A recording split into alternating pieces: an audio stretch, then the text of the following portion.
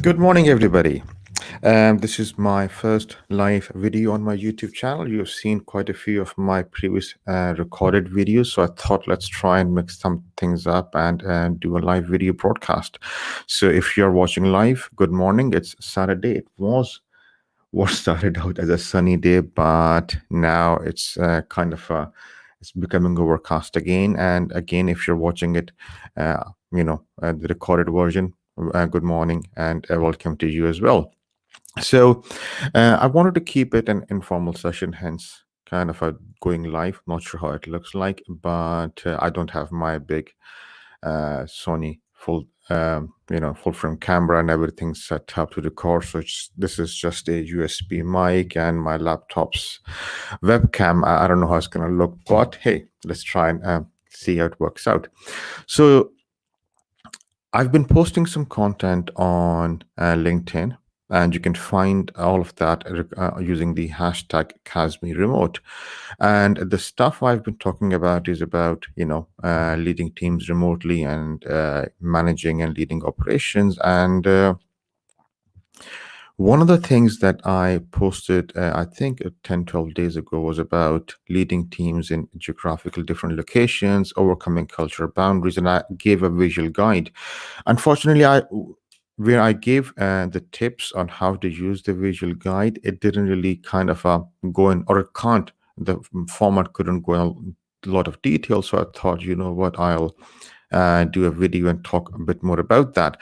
So I want to talk about my own experience. The first time I still remember, I had always been working with people in UK, so I was used to the culture. I was used to how people lead and work and all that. And then I remember I had to work with this team based in India, really good and really capable people. But I went in a customer conversation with one of the lead architects, and we were having a discussion and with the customer architecture team about some really core hardcore technical stuff, networks, switches, routers, all that stuff. And we agreed on a solution. There's a problem preventing some problem within the major network, and we agreed on the next course of investigations. And my architect from India agreed with that.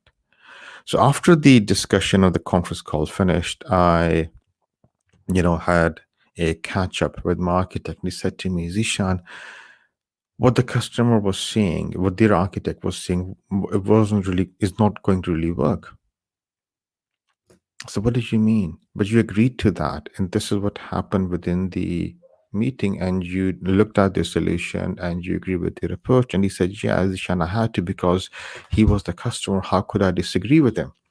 And at that point, because it was a challenging situation, I actually, if I remember, yeah, I did. I actually banged my head against the wall because I had relied upon an expert advice, and the gentlemen were very capable.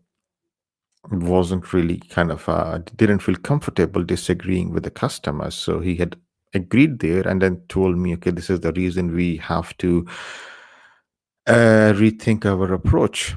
It would have been a lot more helpful if that concern had been aired up earlier, but it was more around a learning experience for me, how I kind of managed a mix of European and Asian cultures when they are working across different teams. So it was a very big learning journey for me. And the reason I'm making this point is, and I'm sharing my own challenge around that, was the visual guide which I gave. It gives you an idea, it gives you context of what to do, but the change that needs to happen is not in anybody else but in you.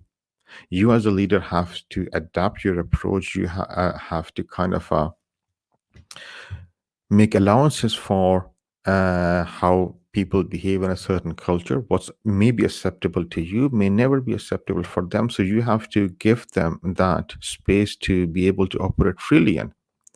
And that's one of the big learning things for me. And I would like to say that after that experience, it was all smooth sailing for me. But unfortunately, personal change doesn't come as easily or as readily. It does take some time and consistent conscious effort. So that was a big wake up call for me to learn why, things are happening that way, and how do I need to change my behavior. So it did take some time, and I think that's going to happen with everybody who does that.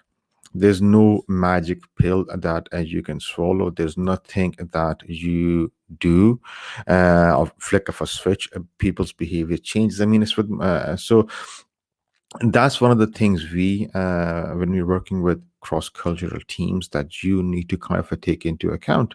And it's uh, one of those things which took me some time, and unfortunately people get frustrated, and I've seen that happen. People get frustrated. They're used to working with one cultural aspect. When they try to work with other cultural teams, they can't adjust themselves, and then they start blaming, oh, those guys are not very good, they cause this problem, they cause that problem. Generally speaking, it's not the teams causing the problem, it's you who's not adjusting your own behavior to make allowances for other people's culture.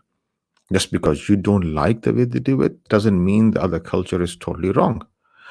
So it's one of those things. We have to appreciate how, the nuances of the regions and the global economy that we are working in. And that's one of the challenges that comes across. It's easy to create for me a visual guide, and it's hard to do it. And it's not impossible. Everybody, can do it. It's just takes a little bit more of a effort to focus and do things around that. So that's one of the key things I wanted to share about that. I first thought, okay, I'll put up a more bigger article, but I thought uh, people may not read a big article. It's not easy to go through. So I thought I'll do a quick video, and I can see there's somebody who's joined in. I'm not sure who.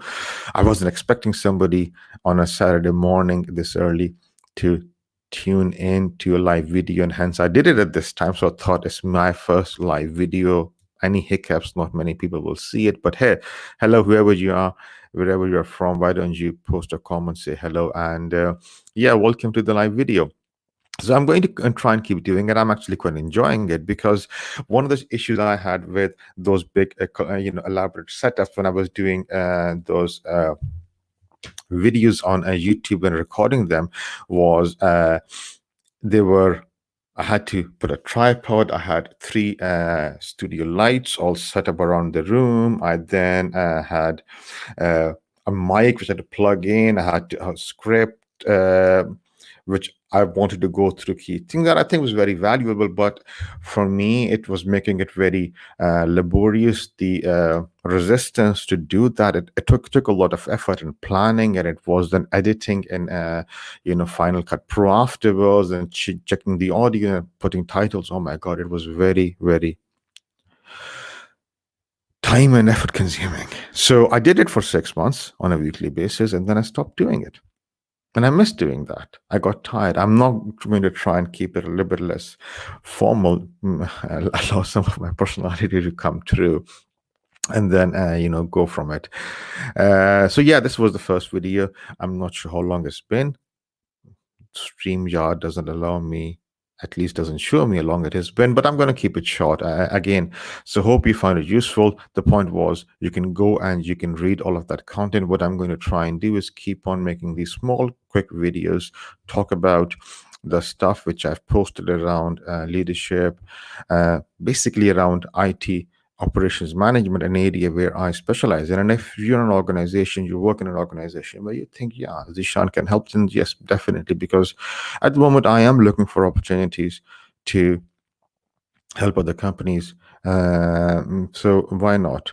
You can reach out to me, send me a direct message on LinkedIn, or drop me an email, or give me a call. My number is on the banner of my LinkedIn page. You can find it all around. So yeah, let's talk some more. And again, I hope you found this content useful. Give me some feedback on what went well, what you like, what you didn't like. Allows me to improve things here, and hopefully I'll be doing more of these soon. And I have also applied for broadcasting live on LinkedIn. Not sure when that's going to happen, or if LinkedIn approves that, but if it does, I'll try and see if I can do that at the same time as well. Anyway, guys, Thanks for watching, and hopefully I'll speak to you all soon. Thank you.